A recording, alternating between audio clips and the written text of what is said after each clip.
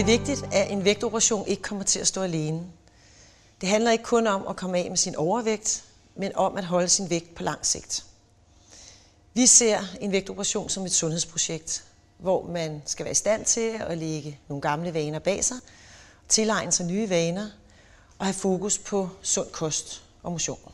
Så derfor er det vores opgave at vejlede og inspirere dig, så du kan få den fulde udbytte af operationen. En vægtoperation er en livsstilsændring og ikke en slankekur. Det, der sker efter operationen, er, at portionerne og appetitten bliver mindre.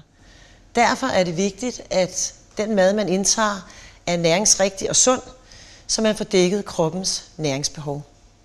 Det er her, vi kommer ind og kan vejlede i, hvordan man sammensætter en sund, nærende, energigivende kost.